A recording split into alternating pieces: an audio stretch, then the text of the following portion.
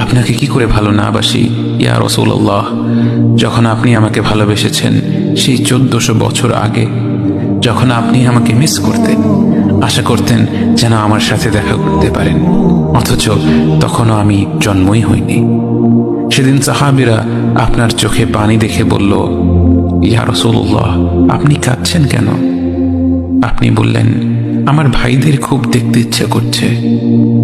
সাহাবীরা বললেন, আমরা কি আপনার ভাই নই ইয়া রাসূলুল্লাহ?